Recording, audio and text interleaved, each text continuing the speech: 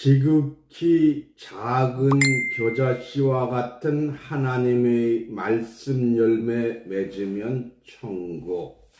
마태복음 13장 34절에 예수께서 모든 것을 비유로 말씀하시고 마태복음 13장 10절의 제자들이 어찌하여 비유로 말씀하시나이까 하니까 예수께서 11절에 비유로 듣는 저희에게는 천국의 비밀을 아는 것이 허락되지 아니되었나니. 마가복음 4장 34절에 예수님이 혼자 계실 때에 제자들에게 모든 것을 해석하시더라.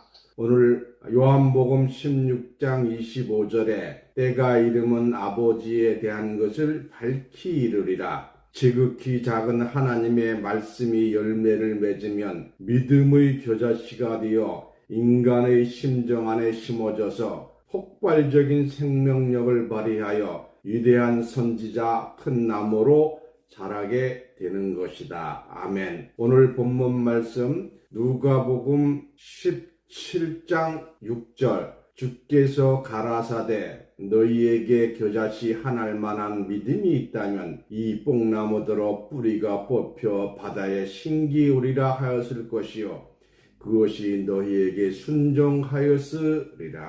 아멘. 오늘 본문 말씀을 통해서 지극히 작은 겨자씨 같은 하나님의 말씀의 열매 맺으면 천국, 이런 제목으로 말씀을 증거합니다. 예수님을 천국을 여러 가지로 비유를 하셨어요. 그래서 마태복음 13장 34절에 예수께서 모든 걸 비유로 말씀하시고 비유가 아니면 아무것도 말씀하지 아니하셨으니 했습니다. 예수님은 왜 비유로 말씀하셨으며 비유가 아니면 아무것도 말씀하지 아니하셨는가? 이 비유라는 걸 잘 모르는 것 같아요. 비유라는 것은 어떤 사물이나 관념을 그와 비슷한 사물이나 관념을 끌어내어 설명하는 것을 말합니다. 마태복음 13장 10절에서 13절입니다. 제자들이 예수께 나와 가라되 어찌하여 저희에게 비유로 말씀하시니까 대답하여 가라사대 천국의 비밀을 아는 것이 너희에게는 허락되었으나 저희에게는 아니 되었나니 무릇 있는 자는 받아서 넉넉하게 되되 무릇 없는 자는 그 있는 것도 뺏기리라. 그러므로 내가 저희에게 비유로 말하기는 저희가 보아도 보지 못하며 들어도 듣지 못하며 깨닫지 못함이라. 근데 여기서 중요한 것은 말이죠. 비유는 진짜가 아니라는 거예요. 비슷하게 생긴 모조품이죠. 가짜죠. 근데 뭐 7, 80%, 90%, 99% 거진 어떤 건 비슷할 수가 있어요. 그러나 원품이 아니다 하는 것입니다. 천국에 허락되지 아니한 자들에게는 비유로 말씀하셨다. 그 천국이 성경이 전부 다 비유로 기록되어 있다. 그럼 문자대로 믿는 자는 천국이 허락되지 않은 자다. 그래서 듣기는 들어도 깨닫지 못하게 하려 함이라고 하였습니다. 그러나 제자들에게는 천국의 비밀을 아는 것이 허락되었다고 했습니다. 그래서 여러분들은 천국의 예수님의 제자예요. 제자들이 혼자 계실 때에 다시 별도로 자세하게 설명을 했다고 했습니다. 그래서 지금 여러분들은 이 듣는 말씀이 예수님이 설명한 것과 같이 여러분들에게 조용하게 말씀을 드리는 겁니다. 마가복음 4장 33절에서 34절에 예수께서 이러한 많은 비유로 저에게 알아들 수 있는 대로 말씀을 가르치시니 비유가 아니면 말씀하지 아니하시고 다만 혼자 계실 때에 그 제자들에게 모든 것을 해석하시더라. 그래서 예수님은 비유가 아니면 말씀하지 아니하였다고 하였으므로 예수님이 하신 모든 말씀은 비유로만 기록되어 있다고 하여도 과언이 아닙니다. 비유의 말씀은 실상의 내용이 아니므로 성경을 문자적으로 이해하려는 것은 비유의 대상과 실상의 내용이 서로 다른 것 같이 성경의 문장 그 자체는 하나님의 본래의 뜻과 다른 내용을 포함하고 있음을 깨달아야 하겠습니다. 처녀에게 시집 가야지. 여자 시집 안 가요. 그러면 정말 안 가겠다는 거예요. 속으로 시집 가고 싶지만 겉으로는 시집 안 간다 그러잖아요. 전혀 내용이 틀린 거죠. 다 익은 과일이 나무에 계속 매달려 있을 수 없는 것과 같이 뱃속에 들어있는 나이가 10달 이상 있을 수 없은 것 같이 예수 그리스도의 깊고 오묘하신 말씀이 끝도 한도 없이 비유로만 용존할 수 없으며 정한 때까지만 비유로 숨겨져 있다가 때가 되면 실상으로 나타나게 될 때에는 성경에 기록된 하나님의 뜻이 성취되는 것입니다. 오늘 이 말씀을 일부 예배에서 영어 여자를 시켜서 번역을 시켜서 내보냈어요. 파키스탄인지 인도인지 여자 학벌이 나왔더니 말씀 고맙다고 연락이 왔어요. 근데 몇 번 그렇게 하고 말지 계속 할지 그건 하나님이 하시는 거니까 제가 말씀드릴 수가 없죠. 그래서 요한복음 16장 25절에 이것을 비슷한 말씀으로 너희에게 일렀거니와 때가 이르면, 이 때라는 게 중요한 거예요. 때가 이르면 다시 비유의 말씀으로 너희에게 이르지 않고 아버지에 대한 것을 밝히 이루리라. 그러니까 아버지의 속뜻을 알려준다는 거예요.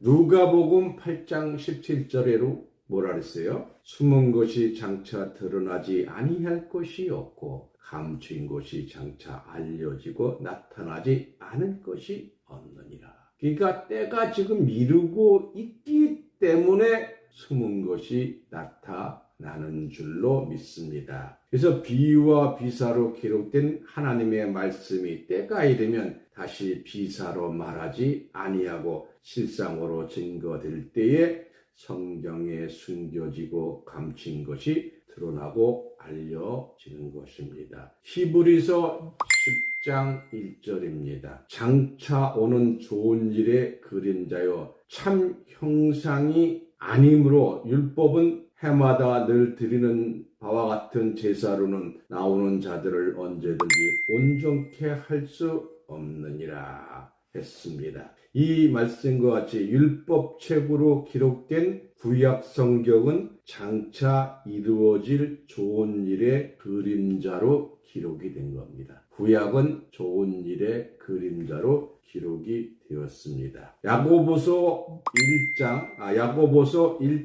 22절에서 24절에 보시면 야고보서 1장 22절에서 24절 너희는 도를 행하는 자가 되고 듣기만 하여 자기를 속이는 자가 되지 말라. 누구든지 도를 듣고 행하지 아니하면 그는 거울로 자기의 생긴 얼굴을 보는 사람과 같으니 제 자신을 보고 가서 그 모양이 어떠한 것을 곧 잃어버리거니와 했습니다. 고린도전서 13장 12절입니다. 고린도전서 13장 12절 우리가 이제는 거울로 보는 것 같이 희미하나 그때에는 얼굴과 얼굴을 대하여 볼 것이요 이제는 내가 부분적으로 하나 그때에는 주께서 나를 아신 것 같이 내가 온전히 알리라.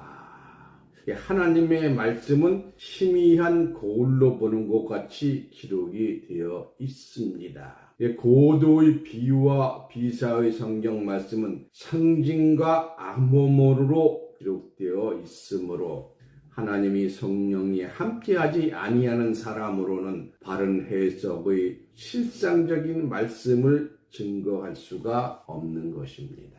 인터넷에 말씀을 올려놓으면 열심히 성경 구절 적어서 보내는 사람이 또 있어요. 자기도 간에는 목사고 전도사고 그렇다니까 그냥 성경 구절 있어. 첫 번에 몇 번은 하지 말라 그랬는데 하고 싶은 대로 하게 그냥 놔두는 것이죠. 하나님의 말씀이 비유와 비사와 그림자와 희미한 골과 같은 상징과 암호로 기록되어 있기 때문에 들어도 깨닫지 못할 것이요 보아도 알지 못할 것이라고 하였습니다. 마태복음 13장 13절에서 15절입니다. 그러므로 내가 저희에게 비유로 말하기는 저희가 보아도 보지 못하며 들어도 듣지 못하며 깨닫지 못함이라. 이사야의 예언이 저희에게 이루었으니 일렀으되 너희가 듣기는 들어도 깨닫지 못할 것이요. 성경 아무리 보고 듣고 100독 50독 1000독 해도 몰라요. 보기는 보아도 알지 못하리라. 이 백성들이 마음이 완악하여져서 정말로 완악합니다. 성경대로 말씀을 보내도 몰라요. 이제 어느 몇만 단체인 그 모임에 제가 가끔씩 성경을 긴 건 안 올리고 짧은 것도 빈 것도 가끔씩 올리다 하면 짧은 걸 올려놓으면 그 관리자가 생긴 거부가 가끔씩 나오더라. 이게 참 완악해졌구나. 그 성경 지금 요새 드리는 건 특별한 말씀도 없고 성경 일부 해석해 오는데도 오늘 아침에 보니까 뭔가 하나가 거부가 됐더라고요. 이 백성이 마음이 완악하여져서 그 귀는 듣기에 둔하고 눈은 감았으니 이는 눈으로 보고 귀로 듣고 마음으로 깨달아 돌이켜 내게 고침을 받을까 두려워함이라 하였느니라. 들어도 깨닫지 못하고 보아도 알지 못하는 것은 마음이 완악하여져서 귀는 듣기에 둔하고 눈이 감겼다고 하였습니다. 바로 이것입니다. 그래서 귀로 듣고 눈으로 듣고 해야 되는데 요래서 귀로 눈으로 할례를 받아야 되는 거예요. 옛날 거 다 잘라 버려야 되는 거예요. 자기 상식에 맞춰서 하나님 자기가 만드는 하나님 막 갖다 놓고 거기에 안 맞으면 안 듣는 거예요. 완악한 자의 마음 곧 심령은 그 자체가 기머거리요 소경이지만 마음이 열린 자는 귀도 열리고 눈도 열리는 것임을 깨달아야 합니다. 그래서 예수님께서 뭐라 그랬어요? 소자, 어린아이와 같이 순수한 심령만이 깨달은 말씀 들을 때 받아들이는 것이죠. 이 세상에 많은 사람들이 살고 있지만 피부의 색깔과 혈연이 틀리는 삼색인종, 황인, 백인, 흑인들이 서로 다르게 살고 있으며 그들이 또한 분리되어 수많은 민족과 언어와 풍속이 서로 다른 나라를 형성하여 살고 있으나 영적으로는 하나님의 뿌린 씨와 마귀의 뿌린 씨, 즉 두 종류의 씨로서 서로 혼종하여 있는 것입니다. 오늘날 이 세상의 심전인 것이라고 성경은 증거하고 있는 것입니다. 곡식이 자랄 때는 가라지와 알곡이 구분되지 아니하지만 곡식이 다 익으면 가라지와 알곡은 판이하게 구분이 됩니다. 가라지와 알곡은 그 모양이 다를 뿐만 아니라 알곡은 황금빛을 띄우고 익을수록 고개가 숙여져 있지만 가라지는 그 열매가 검을 뿐만 아니라 곡식보다 키가 크고 고개를 숙이지 않은 채 교만한 모양으로 빳빳하게 서 있는 것을 가을 들판에서 쉽게 볼 수가 있습니다. 강원도에서는 그 가라지를 피라래요. 그래서 그 피를 뽑아줘야 돼. 안 뽑아주면 가을에 다음에 전 밭에 전 논에 그냥 피로 가득 차요. 그래서 그렇게 됩니다. 요한복음 16장 25절 이것을 비사로 너희에게 일렀거니와 때가 이르면 다시 비사로 너희에게 이르지 않고 아버지에 대한 것을 밝히 이르리라.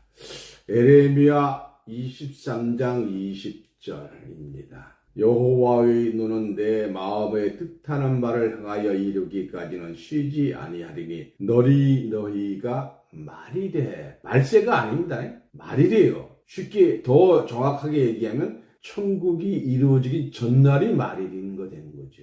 말일에 그것을 완전히 깨달으리라. 다니엘서 12장 4절에 다니엘아 마지막 때까지 이 말을 간수하고 이 글을 봉함하라. 많은 사람이 빨리 왕대하며 지식이 더 하리라. 하나님이 다니엘을 시켜서 하나님의 말씀을 잠궈놨어요. 비밀 창고에 넣어두신 것이죠. 그런데 많은 사람이 빨리 왕래하며 지식이 최고로 더할 때가 되면 누가복음 8장 17절과 같이 숨은 것이 장차 드러나지 아니할 것이었고 감추인 것이 장차 알려지고 나타나지 않을 것이 없느니라. 이 말씀을 볼 때에 때가 되면 비유의 말씀을 실상으로 알 수 있고 아버지의 뜻을 말일에 완전히 깨달으라고 하였으므로 예언의 말씀은 마지막 때까지 간수되고 봉함된 것이기 때문에 왜 계시의 말씀이요? 과거 말씀은 지났으니까 필요가 없지요. 앞으로 되어질 말씀이 계시의 말씀이잖아요. 그래서 우리가 가장 알아야 될 것은 계시록이에요. 계시의 말씀이에요. 근데 구약이 거의가 계시의 말씀으로 전부 다 연결이 되어 있습니다. 그래서 마지막 때가 되면 감추어진 하늘의 비밀이 드러나고 감추인 것이 알려지는 것은 감추어지고 봉함된 것이 개봉되고 공개되기 때문입니다. 그러므로 예언의 말씀을 임봉하지 말라고 하신 것입니다. 예수께서 비유한 천국의 말씀도 비유의 봉함에서 벗어나 개봉되어 실상으로 알려질 때에 많은 성도들이 구원의 빛난 옷을 입게 될 것입니다. 저는 그런 생각을 해요. 고린도전서 15장 51절에 호렘도나 그 한글로 쓰니까 누구든지 다 알아요. 근데 기성 목사님들 몰라요. 왜? 비밀 호 앞에 내가 비밀을 말하노니 했잖아. 참 성경이 무서운 말씀입니다. 그럼 겨자씨를 비유한 천국이 뭐냐? 마태복음 13장 31절에서 32절에 또 비유를 베풀어 가라사대 천국은 마치 사람이 자기 밭에 갖다 심은 겨자씨 하나를 같으니 겨자씨라는 게 사실은 열매 중에서 가장 적은 열매 중에 하나잖아요. 어떻게 천국이 겨자씨라고 얘기를 하는 거예요? 이는 모든 씨보다 작은 것이로되 자란 후에는 나물보다 커서 나무가 되매 공중의 새들이 와서 그 가지에 깃들으니라. 왜 예수님은 겨자씨를 비유하여 천국을 설명하였는가? 이걸 우리가 아셔야 될 것은 천국이 아직 이루어지지 않았기 때문에 예수님도 어떤 방법으로 설명할까 연구를 많이 하신 것 같아요. 물론 하나님이신. 그래서 여러 가지 방법으로 천국을 설명하신 거예요. 그 중에 하나가 바로 겨자씨와 같다. 겨자는 십자가의 1년생 식물로서 4월에 노란색으로 피는 십자 모양입니다. 그 씨는 지극히 작아서 먼지와 같다고 할 수가 있습니다. 그러나 겨자씨의 생명력은 폭발적이어서 1년 동안에 나무와 같이 1.5m로 자라게 됩니다. 예수님은 겨자씨가 상징하는 생명의 폭발력을 경이한 눈으로 보고 겨자씨를 믿음의 씨로 비유를 하신 것입니다. 마태복음 3장 37절에 대답하여 가라사대 좋은 씨를 뿌린 이는 인자요. 몇 번 말씀드리지만 요 인자도 지금 잘 몰라요. 어질인자 사람 자체에서 예수님이 어진 사람이다. 근데 영어 성경을 보세요. Son of Man입니다. 사람의 아들이다. 하도 안 믿으니까 예수님이 자기 스스로가 나는 인자다. 사람의 아들이다. 마가복음 4장 14절에 뿌리는 자는 말씀을 뿌리는 것이라. 예수님의 말씀을 뿌리셨잖아요. 이와 같이 예수님은 하나님의 말씀을 씨로 비유했으며, 그러니까 씨도 비유잖아요. 어떻게 예수님이 씨 뿌리러 농사꾼, 농부? 씨를 비유했으며 예수 그리스도의 말씀이 인간의 마음밭에 떨어져서 파종될 때에 지극히 작은 것으로 지극히 큰 믿음으로 성장하여 축복받게 될 것을 말씀하신 겁니다. 다시 말씀드리면 예수 그리스도의 말씀이 인간의 마음밭에 떨어져서 파종될 때에 지극히 작은 것으로 지극히 큰 믿음의 성장으로 축복될 것을 말씀하신 것입니다. 눈에 보이지 않을 정도로 작은 겨자씨가 1년 동안에 1m 50cm 큰 나무로 성장하자면 하루에 자기 몸은 몇 배씩 자라게 되는가? 이는 참으로 생명의 위대함을 알려주신 것입니다. 이를 두고 한 말씀이 아니요 싹을 낼 수 있는 산자의 믿음을 두고 비유한 말씀입니다. 작은 겨자씨가 나무처럼 자랄 수 있는 것은 비록 작은 믿음의 씨앗이지만 그 씨가 살아있기 때문이요. 작은 겨자씨의 믿음 속에 큰 나무의 생명력이 들어있기 때문입니다.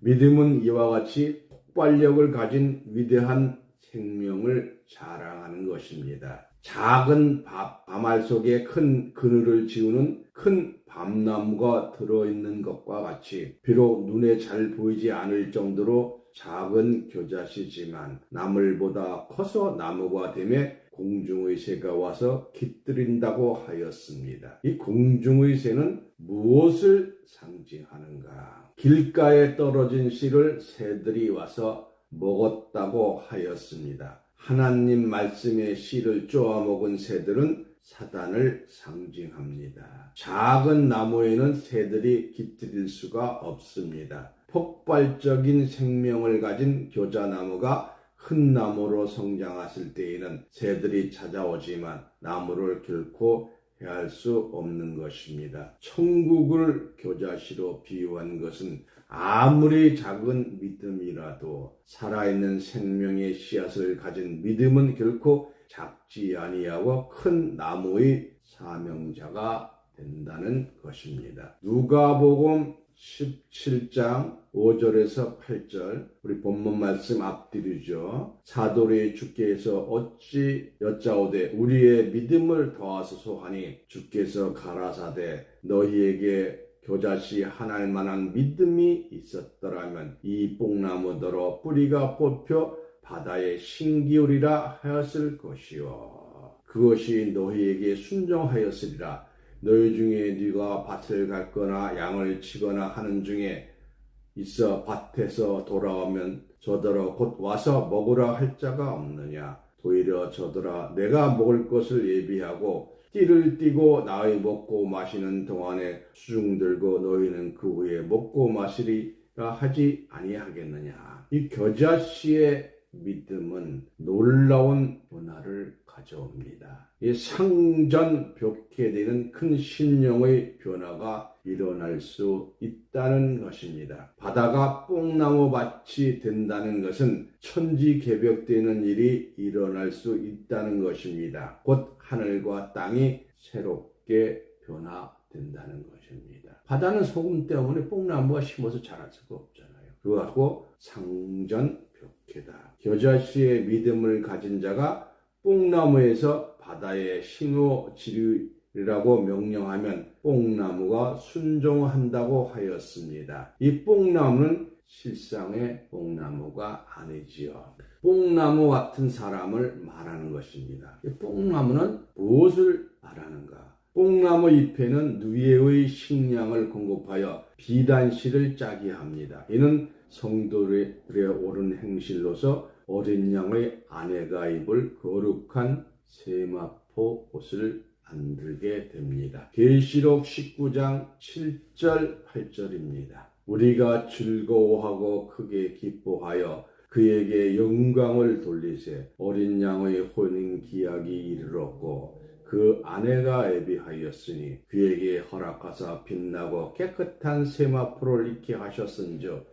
이 세마포는 성도들의 옳은 행실로다 하였더라. 이 뽕나무의 사명자는 신부의 옷을 만드는 사명자로 바다에 심기워집니다. 바다는 물이 많은 태평양 바다를 말하는 것이 아니고 세상 바다를 상징하고 있다고 계시록 17장 15절에 말씀하고 있습니다. 뽕나무가 바다에 심겨져야 여호수아와 같이 더러운 옷을 입은 자들이 아름다운 옷을 입을 수 있기 때문입니다. 스가리야서 3장 4절 보겠습니다. 스가리야서 3장 4절 여호와께서 자기 앞에 선자들에게 명하사 그 더러운 옷을 벗기라 하시고 그 여호수아에게 이르시되 내가 내 제과를 제하고 버렸으니 제과를 제하면 죄가 없는 자가 되죠. 내게 아름다운 옷을 입히라 하시기로 여호수아는 더러운 옷을 입고 아름다운 옷을 입었으므로 말미암아 하나님 앞에 세움을 받는 것입니다. 겨자씨의 믿음을 가진 자가 뽕나무 사명자를 만날 때에 세상이 정화되고 죄악이 벗어지고 영적으로 아름다운 비단옷을 많은 사람이 입게 되는 큰 구원에 이르게 될 것입니다. 아모스 7장 14절에서 15절에 아모스가 아미사에게 대답하여 가라사대 나는 선지자가 아니며 선지자의 아들도 아니요 나는 목자요 뽕나무를 배양하는 자로서 양떼를 따를 때에 여호와께서 나를 데려다가 내게 이르시기를 가서 내 백성 이스라엘에게 예언하라 하셨나니. 아모스는 뽕나무를 배양하는 자로서 하나님께 부름을 받은 예언자가 되었습니다. 사무엘 하 5장 23절에서 25절에 다윗이 여호와께 묻자오되 가라사대 올라가지 말고 저희 뒤로 가서 뽕나무 풀 맞은편에서 저희를 억습하되 뽕나무 꼭대기에서 걷는 소리가 들리거든 곧 동작하라. 그때에 여호와가 내 앞에 나아가서 블레셋 군대를 치리라 하신지라. 이에 다윗이 여호와의 명대로 하여 블레셋 사람을 쳐서 게바에서 깃셀까지 이르느니라. 다윗은 블레셋과 전쟁할 때에 여호와께서는 뽕나무 꼭대기에서 걸음 걷는 소리가 들리거든 종작하여 블레셋을 치라고 하였고 다윗은 여호와의 말씀대로 블레셋을 물리쳤습니다. 이 뽕나무 꼭대기에서 걸음 걷는 소리가 나거든 블레셋을 치라고 하였는데 아무런 사람도 뽕나무 꼭대기에 걸음을 걸 수가 없지요. 이는 오직 여호와 사자만이 뽕나무 꼭대기에서 걸음을 걸을 수가 있는 것입니다. 이는 곧 다윗이 영적인 뽕나무 사명자가 되었기 때문에 뽕나무 꼭대기에 영감을 받아 전쟁에 승리하였던 것입니다. 누가복음 19장 1절에서 10절을 보시면 키가 작은 세리장 삭개오는 부자였습니다. 그는 예수님을 만나기 위하여 뽕나무 위에 올라가서 주님을 영접하는 축복을 받았습니다. 뽕나무에 올라가기를 가장 즐기는 자가 누구인가? 뽕나무 잎을 양식 삼아서 볶고 아름다운 비단실을 만드는 누에인 것입니다. 뽕나무에 올라가기 전의 삭개오는 세리장으로서 뇌물을 치부하여 부자가 되었으나 뽕나무에 올라간 삭개오는 변화를 받아서 비단 같은 마음을 받았으며 예수님을 영접하였을 뿐만 아니라 자기 소유의 절반을 가난한 자에 주겠다고 주님 앞에서 약속하였으므로 남의 것을 토색한 일이 있다면 4배나 갚겠다고 하였으니 뽕나무에 올라간 삭개오는 누에같이 비단 같은 말을 실같이 뽑아내었습니다. 겨자씨의 믿음을 가진 자는 뽕나무를 다스릴 수 있는 자이며 상전벽해하여 신천지의 새 세상을 창조하게 됩니다. 이것이 겨자씨의 믿음 천국입니다. 지극히 작은 하나님의 말씀이 열매를 맞으면 믿음의 겨자씨가 되어 인간 심전 안에 심겨져서 폭발적인 생명력을 발휘하여 위대한 선지자 큰 나무로 자라게 하는 것입니다. 하나님의 나라는 이와 같이 겨자씨의 믿음을 가진 자라야 들어갈 수가 있습니다. 매일매일 폭발적으로 성장하고 변하는 믿음 30배, 60배의 결실이 아니요 100배, 1000배의 결실하는 자가 겨자씨의 믿음을 가진 자입니다. 겨자씨의 믿음을 누가 겨자씨의 믿음을 가졌는가? 이는 살아서 역사하는 생명의 말씀을 가진 자들만이 겨자씨의 믿음으로 세상 바다에 많은 뽕나무를 심고 죄악에 물든 모든 사람의 옷을 벗어 버리게 하고 비단 옷을 입게 할 때에 천지개벽된 새하늘 새 땅에서 영생 복락을 누리게 될 것입니다. 살아서 역사하는 생명의 말씀을 가진 겨자씨 믿음 가진 자로서 축복 받으시기를 예수님 이름으로 축원합니다.